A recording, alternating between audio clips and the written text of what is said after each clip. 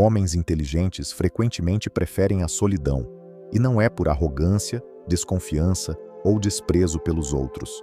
É porque a mente afiada precisa de espaço, espaço para refletir, para conectar ideias, para mergulhar em perguntas que não cabem nas conversas rasas do cotidiano. Eles buscam profundidade em um mundo que celebra a superfície, e nesse contraste surge o desconforto das massas. Quando um homem inteligente se afasta, ele quebra um padrão, o da socialização constante, da validação mútua, da troca de superficialidades. Sua ausência silenciosa incomoda porque ela revela algo, que talvez o barulho coletivo não seja sinal de sabedoria, mas de fuga. A solidão, para esses homens, não é prisão, é liberdade. E nada assusta mais do que alguém que encontra liberdade sem depender dos outros. A maioria quer companhia não por amor, mas por medo de ficar sozinha. Já os inteligentes descobriram que o silêncio é um aliado, não um inimigo. Esse tipo de homem se sente sufocado em ambientes onde o senso comum governa. Ele não suporta conversas banais, regras não questionadas, rotinas automáticas. Ele prefere caminhar só do que seguir uma multidão cega. Mas esse comportamento é visto como ameaça. A sociedade valoriza o pertencimento, o grupo, o consenso. Então, aquele que pensa diferente, que se isola para pensar melhor, é rapidamente rotulado como estranho, arrogante ou antissocial. Mas, na verdade, ele está apenas ouvindo uma frequência que os outros não conseguem captar. Ele está ajustado à introspecção, ao pensamento crítico, ao silêncio fecundo. O que incomoda nas pessoas inteligentes que escolhem a solidão não é o que elas dizem, mas o que elas mostram com sua escolha, que é possível existir de maneira plena sem depender da validação de ninguém. E isso quebra o jogo da conformidade. A solidão do inteligente é um espelho que revela a inquietação de quem nunca aprendeu a ficar consigo mesmo. Ao longo da história, grandes pensadores, cientistas e artistas encontraram na solidão um santuário criativo, um espaço sagrado onde as ideias mais revolucionárias nasceram longe do ruído das multidões. Não é coincidência que nomes como Friedrich Nietzsche, Albert Einstein, Nikola Tesla, Isaac Newton, Arthur Schopenhauer, Emily Dickinson e Charles Darwin tenham cultivado momentos profundos de isolamento. Para eles, estar só não era sinônimo de tristeza, mas de liberdade. Friedrich Nietzsche via a solidão não como um estado de sofrimento ou isolamento negativo, mas como uma condição essencial para o autoconhecimento, a criatividade e a elevação espiritual. Para ele, o homem que deseja se tornar verdadeiramente livre e alcançar seu potencial mais alto, o que ele chama de além do homem, ou Übermensch, deve inevitavelmente se afastar da massa, da moral comum e das convenções sociais. Estar só é, portanto, uma consequência natural da jornada de quem se recusa a viver segundo os valores impostos e busca criar seus próprios caminhos. Em livros como Assim Falou Zaratustra, Nietzsche mostra que o profeta desce da montanha para ensinar os homens, mas antes precisou se afastar deles, mergulhar em sua própria verdade. A solidão aqui não é alienação, é incubação. Nietzsche acreditava que a maioria das pessoas vive em manada, aceitando verdades prontas e vivendo de forma conformista. O indivíduo que escolhe pensar por si mesmo, romper com tradições e olhar para dentro, inevitavelmente se torna solitário. Mas essa solidão é frutífera. Ela permite ao pensador não apenas questionar, mas também criar. O caminho do Criador passa pela solidão, ele dizia, sugerindo que o verdadeiro valor da solidão está em sua capacidade de separar o indivíduo das distrações superficiais da vida em sociedade.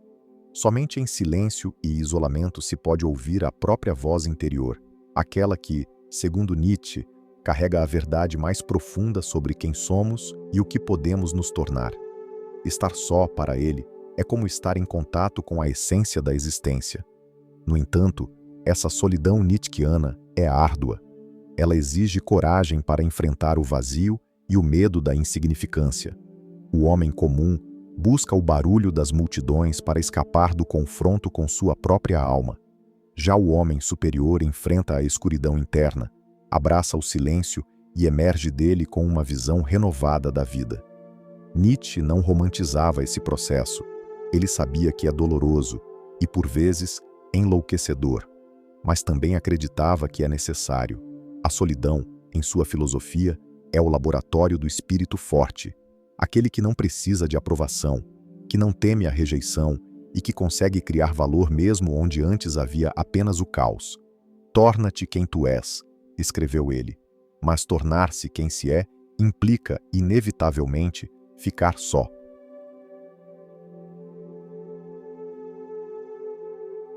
Albert Einstein, o gênio por trás da teoria da relatividade, não era apenas um amante da ciência, mas também um profundo defensor da solidão.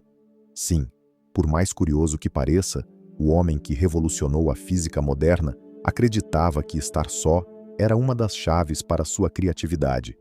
Ele mesmo dizia: a monotonia e a solidão de uma vida tranquila estimulam a mente criativa.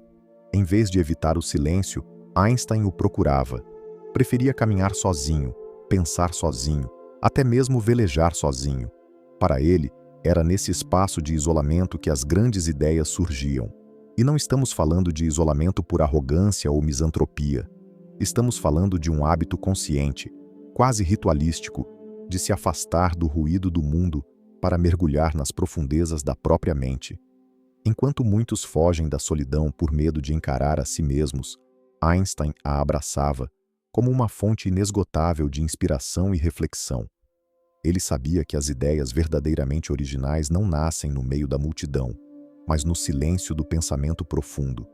Em sua casa ou durante longas caminhadas em Princeton, Einstein cultivava momentos de reclusão como um jardineiro cuida de uma flor rara. Era ali, na ausência de distrações, que ele organizava seus pensamentos, conectava conceitos e alimentava a chama da descoberta. A solidão, para ele, era mais do que um hábito, era uma estratégia de vida. Mesmo em sua correspondência, vemos isso com clareza. Ele escrevia com frequência sobre a importância de se desligar do excesso de estímulos e buscar uma vida mais simples, mais voltada para o interior. Esse Einstein introspectivo e meditativo contrasta fortemente com a imagem que muitos têm de um cientista sempre rodeado por fórmulas e experimentos. A verdade é que muito de sua genialidade vinha justamente desse hábito de se recolher, de dar espaço para o pensamento crescer sem interferência. Em um mundo cada vez mais barulhento, a lição de Einstein é clara: o silêncio é fértil e a solidão pode ser o berço das ideias mais revolucionárias.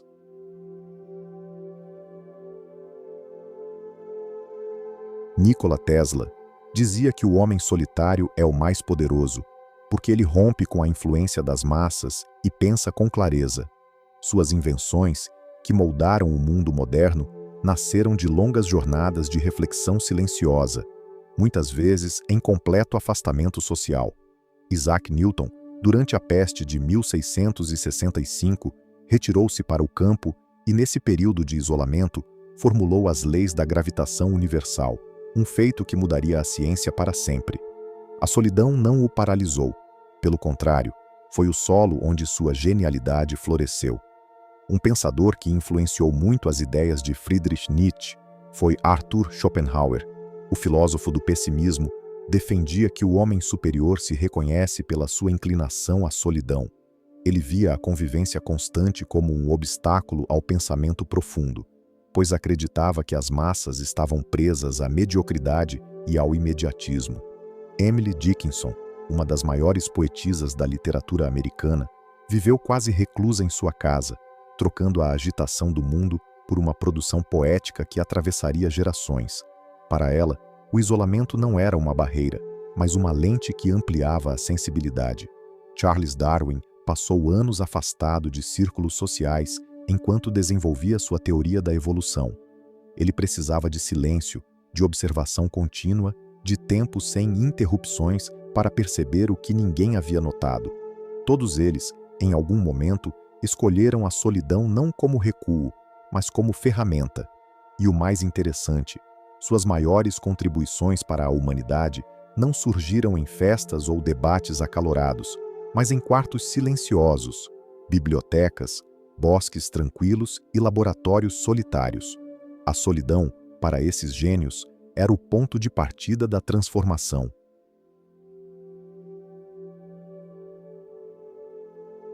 Alan Watts, o filósofo britânico que traduziu o pensamento oriental para o mundo ocidental com uma clareza quase poética, tinha uma visão profundamente espiritual e reveladora sobre o silêncio. Para ele, o silêncio não era apenas a ausência de som, era uma presença viva, um espaço onde a verdade se manifesta sem palavras.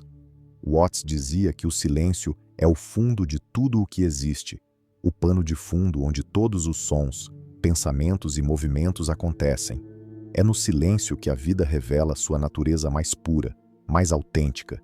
Ele comparava a mente humana a um lago. Quando a superfície está agitada, tudo se torna confuso e distorcido. Mas quando o lago está calmo, refletindo o céu, então é possível ver com clareza o fundo. O silêncio, para Watts, era exatamente esse estado de clareza, uma pausa necessária para que a consciência perceba a realidade sem a interferência constante da linguagem e do pensamento racional. Segundo Watts, a sociedade moderna teme o silêncio. Criamos um mundo repleto de ruídos, tecnológicos, mentais, emocionais, justamente para evitar encarar o que o silêncio tem a mostrar. Ele acreditava que o homem ocidental perdeu o contato com esse espaço sagrado porque associa o silêncio à solidão, ao vazio, à inutilidade. Mas o pensamento oriental, que ele tanto admirava, vê o silêncio como um mestre. Watts dizia que quando você realmente silencia, não apenas a boca, mas a mente, então você começa a ouvir a música do universo. É nesse estado de escuta profunda que o ego se dissolve e o ser humano experimenta a totalidade do agora. Ele ensinava que o silêncio não é algo a ser preenchido, mas algo a ser sentido, vivido, explorado. É no silêncio que a mente para de correr atrás de respostas e começa a entender que a própria pergunta já carrega tudo o que é necessário.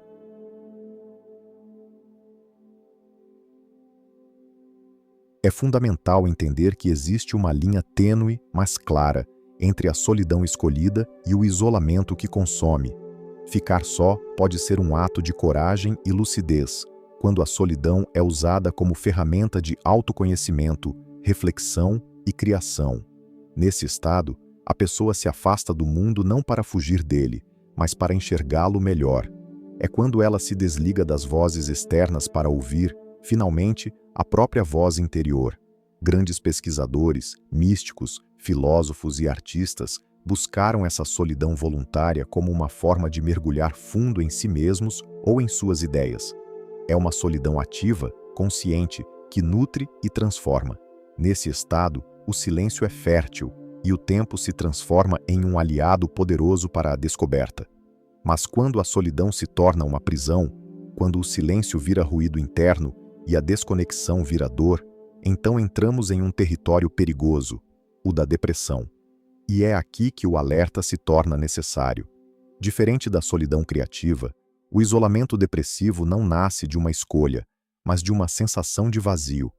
Não é silêncio produtivo, é um eco pesado de pensamentos negativos. Não é solitude, é abandono. A pessoa não está só porque quer pensar. Ela está só porque sente que não pertence, que não importa, que está desconectada de tudo e de todos, inclusive de si mesma. E quanto mais o tempo passa, mais difícil é sair desse labirinto interno. Por isso, é essencial fazer um autoexame sincero. Estou me afastando do mundo para me reencontrar? Ou estou me perdendo na escuridão do isolamento? A solidão saudável revigora. A solidão doentia consome.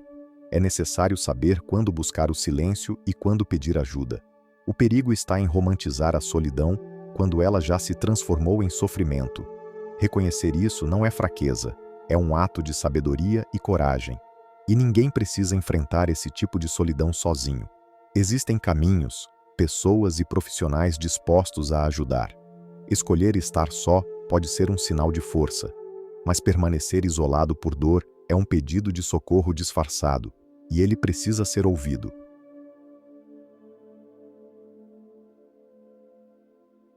A solidão, quando bem compreendida, é uma das mais poderosas ferramentas de crescimento interior que o ser humano pode experimentar. Mas há um ponto crucial. Ela deve ser usada como uma busca por respostas, não como uma fuga do mundo. Estar só por escolha é um ato de profunda maturidade. É o momento em que decidimos nos encarar sem máscaras, sem distrações, sem aplausos. É ali, na ausência de ruído, que as perguntas mais difíceis emergem. Quem sou eu? O que estou fazendo com minha vida? O que realmente importa para mim? A solidão, nesse caso, não é covardia, é coragem. Coragem de enfrentar o espelho da própria consciência e caminhar por dentro das próprias sombras. Muitos evitam essa jornada porque temem o que vão encontrar. Mas aqueles que ousam entrar nesse território silencioso saem dele com uma clareza que o barulho do mundo nunca ofereceu. A verdadeira transformação começa no momento em que escolhemos o silêncio não para escapar da vida, mas para entendê-la. Usar a solidão como fuga é um veneno disfarçado de alívio. É quando a pessoa se afasta do mundo não para crescer, mas para se esconder. Ela não quer encontrar respostas, quer evitar perguntas. Não quer olhar para si, quer apagar tudo ao redor. É uma anestesia que, aos poucos, vira paralisia. Já a solidão usada como caminho de autodescoberta é totalmente diferente, é ativa, é intencional. É o espaço onde se lê mais, se escreve mais, se medita mais, se vive com mais presença. É o intervalo sagrado entre quem você era e quem está se tornando. E é preciso disciplina para não confundir essa jornada com isolamento emocional. O solitário consciente não se fecha para o mundo, ele apenas se recolhe por um tempo para voltar mais inteiro. A grande chave está na intenção. Se você busca se fortalecer, crescer, se entender e evoluir, a solidão é um templo. Mas se você apenas quer se anestesiar, então ela vira prisão. Nunca use a solidão para fugir de si mesmo. Use-a para se reencontrar.